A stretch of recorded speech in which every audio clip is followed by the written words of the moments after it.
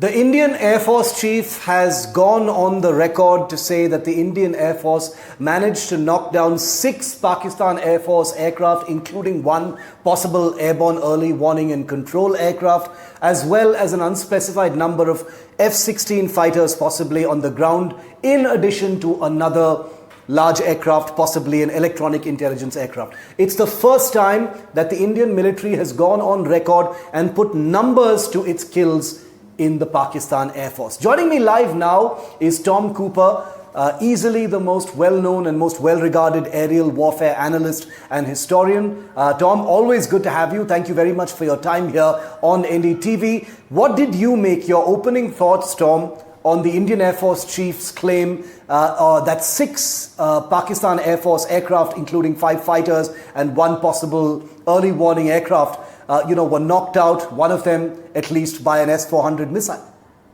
Hello, Shiv. Thank you very much for inviting me. Nice to be with you today.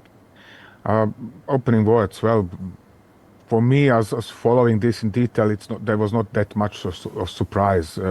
If at all, then that he was actually talking about Pakistani aircraft shot down by Indian air defenses, which means by missiles fired from the ground, not in air combat. So we are still waiting for Indian Air Force's assessment in this regard. But on the other hand, it was nice to have plenty of things we have seen between 7th of May and 10th of May de facto confirmed by Air Chief Marshal.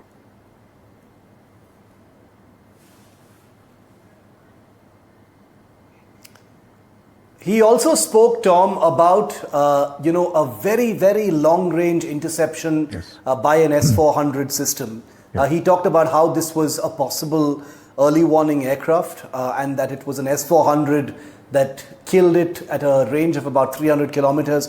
He also said that this is a record of sorts in aerial warfare, warfare in general, where such a long-range intercept has taken place.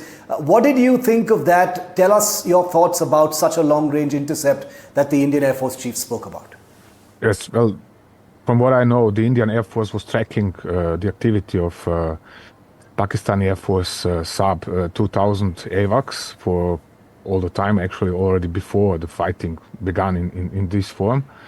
And it knew that this is in an orbit, relatively lengthy orbit on north, almost north to south axis, around 300 kilometers away from Amritsar, west of Amritsar. So it moved one of its firing units, S-400 firing units, into a position quite close to the border, which was of course very risky because the unit moved within a range of Pakistani artillery. So Pakistanis could have fired back on it if something would have gone wrong. And the unit also positioned itself at one of the local hills to have a better elevation, because the higher up the radar and the firing unit, the better for the action, for the operations of the missile. And as far as I know, it fired from some 308 to 312 kilometers away, and it fired at least 4 missiles. This is what is known also from videos shown on, for example, in Pakistan that evening, because they thought that India was firing ballistic missiles into Pakistan. And then all of a sudden there was a video showing burning aircraft wreckage, burning on the ground inside Pakistan, so over 300 kilometers away from Indian border. So this was a clear confirmation that something was shot down, and Indian Air Force wouldn't be shooting, widely at anything. So this was a very well-planned, executed operation, aiming to drive the Pakistani AWACS as far away from the border as possible in order to deny them the opportunity to detect incoming Indian Air Force strikes, in order to deny them the opportunity to guide J-10s and JF-17s into intercepting incoming Indian fighter bombers, actually shooting at them already while they are inside the Indian airspace. And this was highly successful as far as I can assess, and from what I've heard from Indian contacts. So there is something under apostrophe, something has happened to Pakistani Air Force, and it was a very painful blow for them. Sorry. I agree with you. And, the fact is that the S-400 in Indian service is hardly a secret, Tom. The whole world, and I'm sure Pakistan knew very well that India has the S-400. They probably had intelligence about where these are deployed. They would have had reasonably good data as far as the kind of range capabilities India's S-400 deployments would have had. They would have, planned their airspace deployments accordingly. Given that China also has the S-400, I'm sure they would have had access to, additional data in terms of the capabilities of this system. Keeping all of that in mind, Tom, what kind of a lapse do you think it would have taken, for an advanced Pakistani aircraft to have been vulnerable and finally be knocked out by an S-400?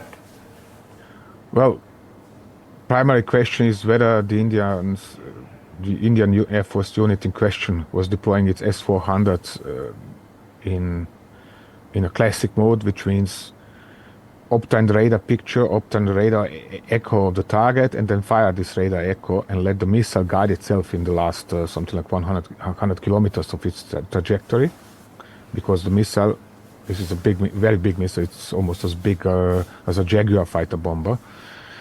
So this missile has an active radar homing head, and it's activating this radar homing head in the final phase of its flight.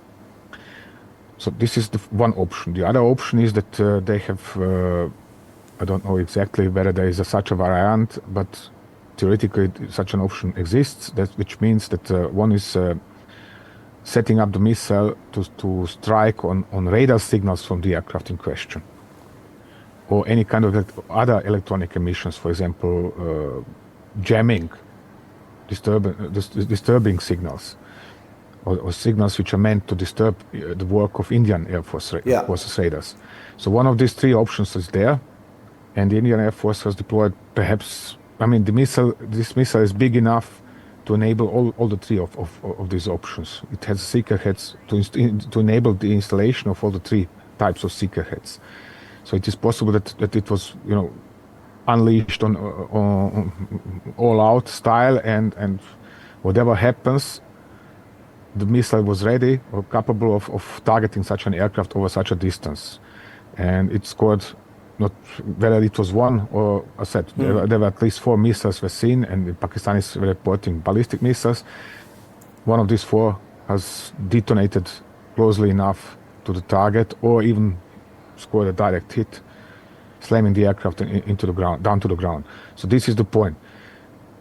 Now, exactly details, Indian Air Force is very unlikely to go into such details for the next 5 to 10 years at least. Specifically in what mode was the missile fired, or where the missiles fired. But especially since it worked. You do not want, in modern warfare, electronic warfare is everything. You do not want to reveal such details to the enemy, to the opponent. And the Operation Sindoor is still going on. Even less so is anybody from the Indian Air Force going to go into details in these regards. So it is one of the 3 options. Perhaps one of them worked, perhaps all 3 worked. We don't know right now. We are going to see.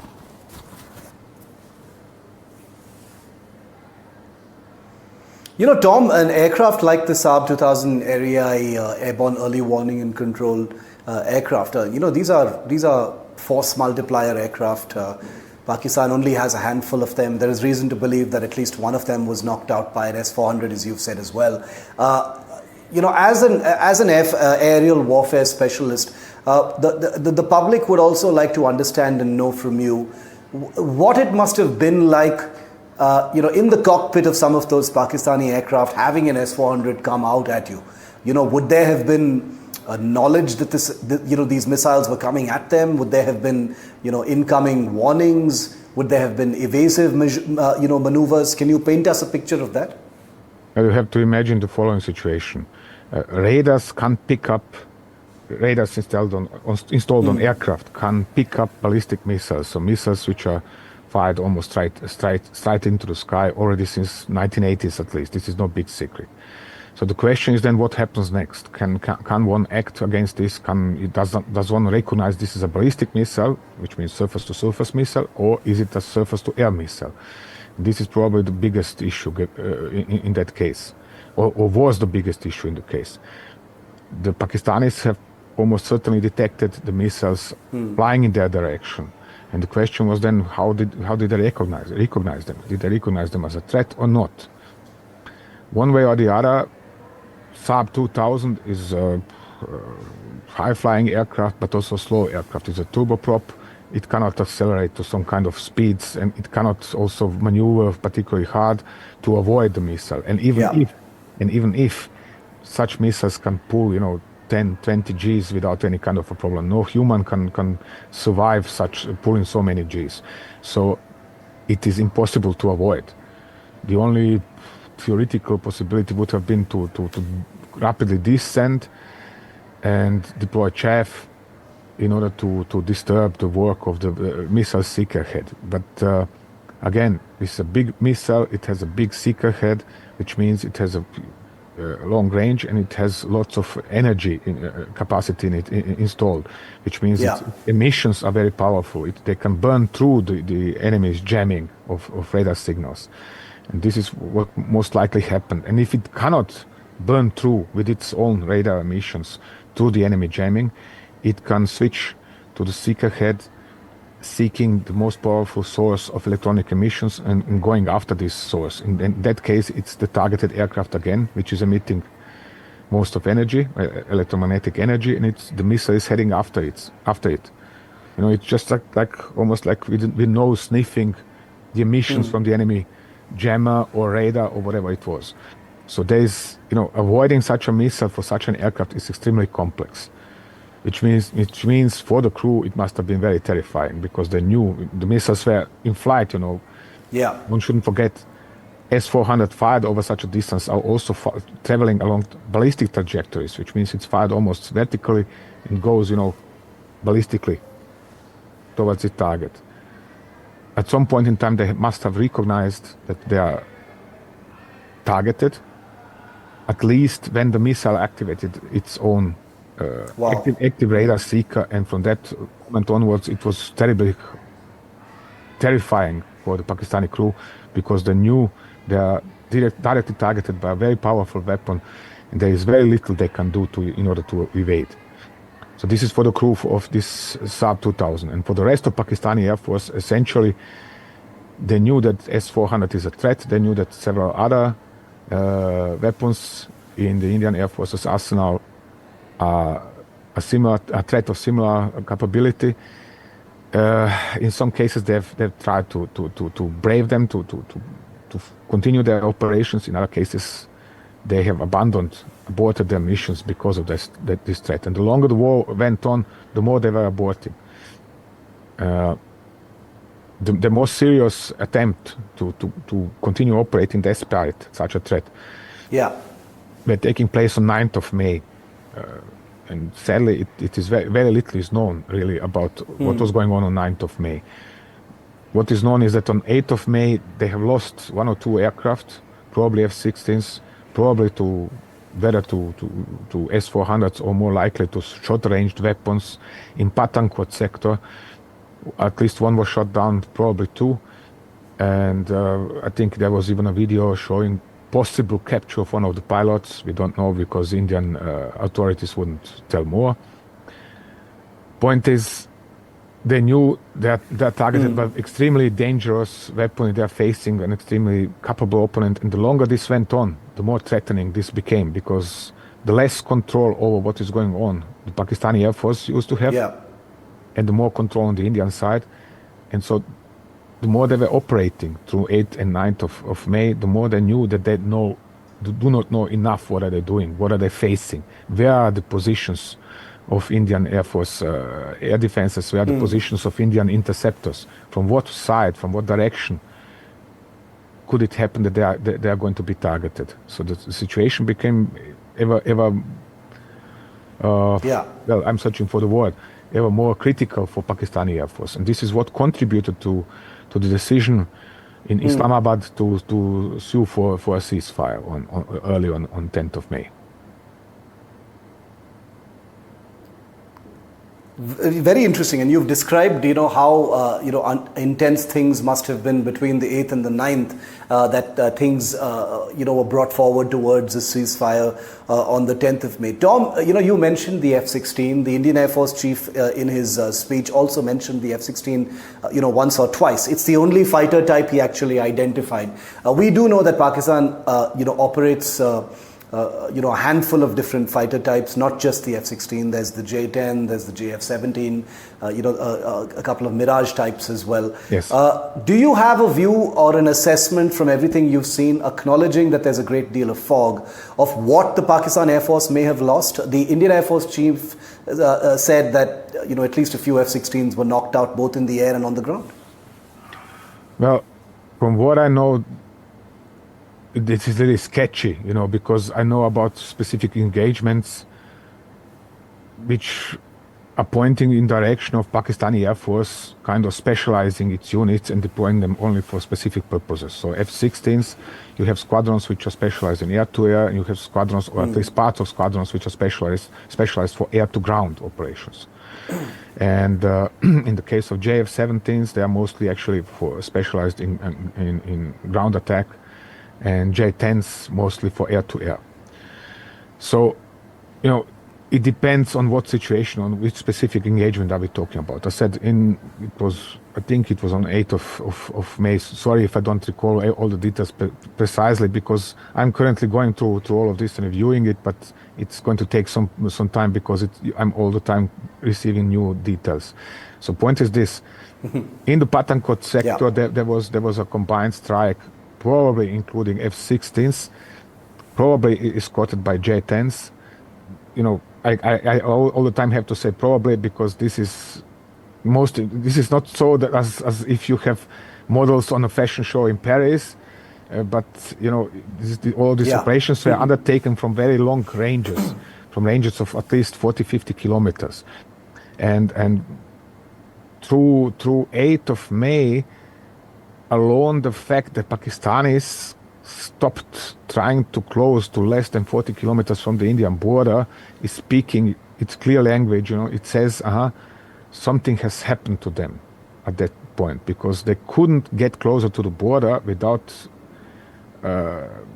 facing a clear threat of being targeted, and not only targeted but shot down as well.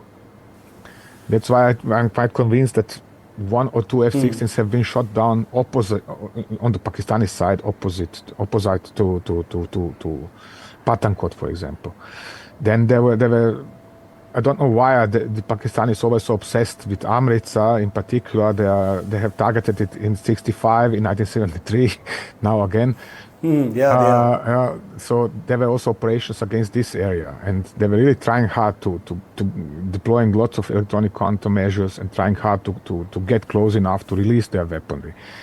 And they were losing aircraft in the process, or had to abandon guiding their weaponry to their targets, jettison in many cases their weaponry, turn around and flee de facto, which is not something that Pakistani Air Force likes to do. But there was no other option, because they have been targeted by Indian Air Force, whether by Su-30s or Rafales, or by surface-to-air missiles like S-400s. The biggest problem in all of this was actually figuring out what is where on the Indian side of the border. They knew initially, on 7th of May, they knew approximate position of Indian air defenses. For example, S-400 here, Barak 8 is in this position, and something else, Spiders in this direction, and so on and so on. But through 8th and 9th of May, they started losing situational awareness, because Indian Air Force was striking their command centers and their radar systems, and they had ever less useful picture what is going on.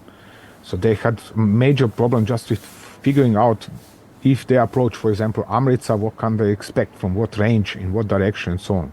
Then they had problem with figuring out how shall they go through this onion, I call this onion of Indian air defenses, because, onions have layers. And so also Indian air defenses have layers. You have S-400, then you have this Israeli system, then you have Indian air defense system, then short-range Israeli and Indian systems. So whenever you manage to get through one layer of this onion, you just face another onion, another layer of the onion. And then it was the same for the Pakistanis.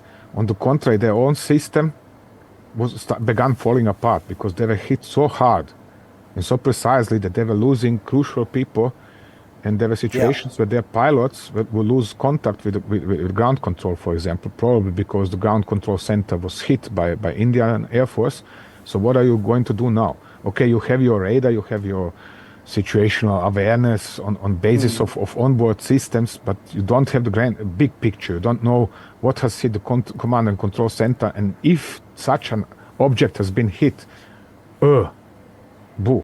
That is, this is a kind of shock for Pakistanis because they are indoctrinated about their own superiority and things of this kind cannot happen. And whatever else. So the point is, the situation was becoming ever more unpleasant for Pakistani Air Force.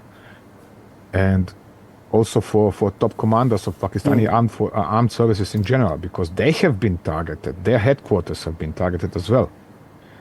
Which meant, and some of them have been killed as well. Not particularly well-known top commanders or let's say some kind of popular persons or whatever you want to describe them, but a number of them have been killed while on duty inside headquarters, inside underground facilities. So it became ever more and more unpleasant, and this is where then obviously, I mean, you can deduct this from developments as you follow, if one follows them on 8th and the 9th of May in particular, one can deduct, it has reached a point of desperation actually. That is when, then during the night from 9 to 10th, they have ordered, Islamabad has ordered the firing of 2 ballistic missiles at India. And then there was another shock when both of these were shot down. Probably also by S-400s. Probably. I again say probably because in this regard there is no information from India whatsoever. It could be, we are always talking about S-400s, this S-400s, that. True.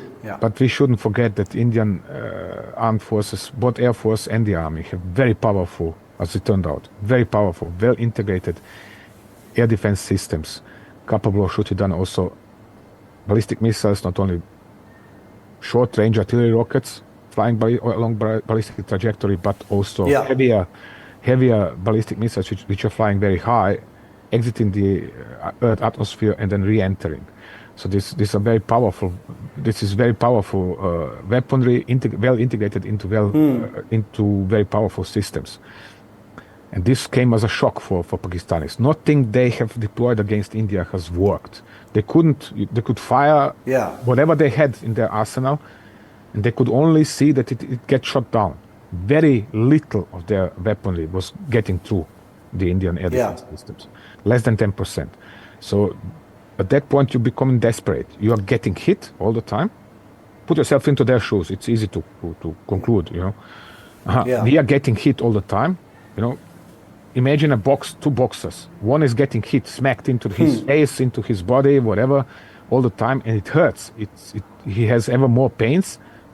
And when he tries to hit the other guy, what happens? Nothing. He either misses or the guy manages to defend himself, and so on and so on. So this is the situation that Pakistan was facing by the early morning of 10th of May. And that is where the realization came, if India continues like this, striking us like this for a few days longer, we are going to lose the capability of the armed forces to control the country. And this is why they have then sued for ceasefire. Again, Pakistani armed forces are very heavily indoctrinated. They are not doing this easily. It is just like Indian politicians, excuse me now for expression, politicians are not easily ordering an all-out attack, an all-out conventional strike on Pakistan, including such things like targeting underground nuclear facilities. So there, you have on both sides, you have some very rich, very massive, very dogmatic traditions, and it's very hard to move outside of this safe zone for politicians, for generals on both sides, and say, oh gosh, let's do something else. In Indian case, let's strike Pakistan all out. And on the Pakistani side, okay, we have to admit we have lost this round. There's no other way. Let's call New Delhi and sound a ceasefire for a ceasefire. Yeah. I agree with you, because that's precisely my understanding of how it happened. But very quickly, one final question in that case, Tom. We've seen all these very detailed satellite pictures of the airstrikes on the air bases in Pakistan. There was, it was reasonable to believe that there must have been some aircraft or assets destroyed on the ground.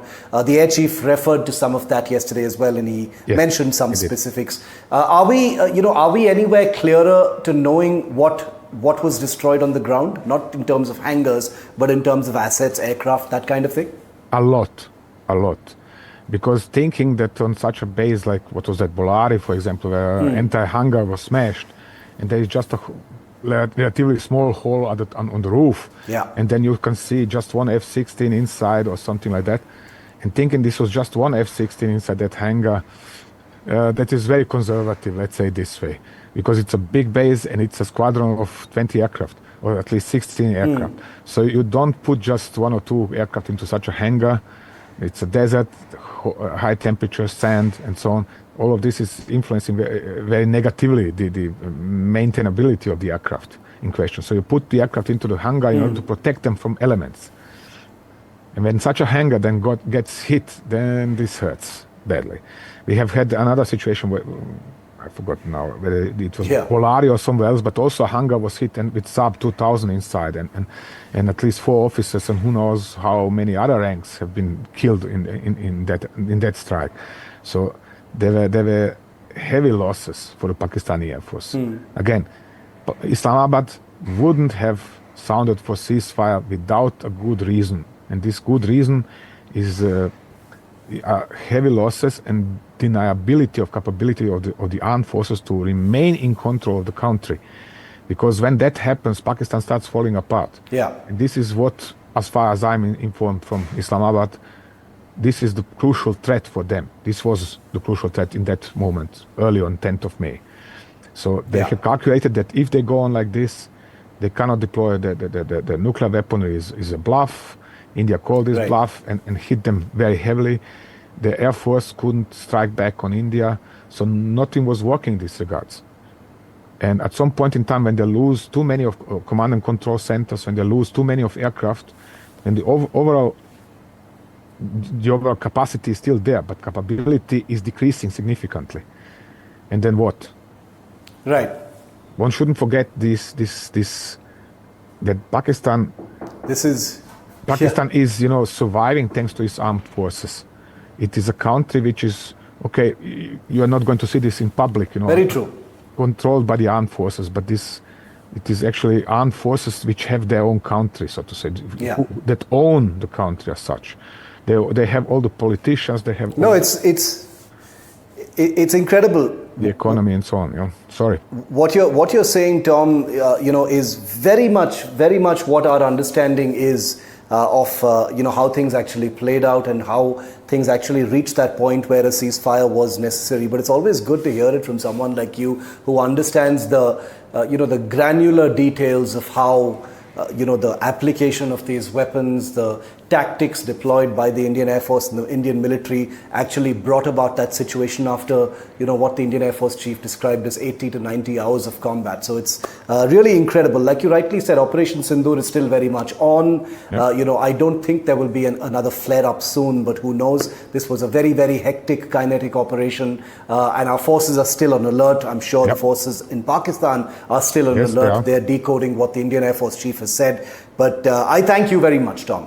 Your analysis, your time, your wisdom on this shape-shifting, evolving story is always valuable to us here in India and to our viewers across the world. So thank you very much, Tom Cooper, for speaking to us on NDTV. You're most welcome. Very much my pleasure.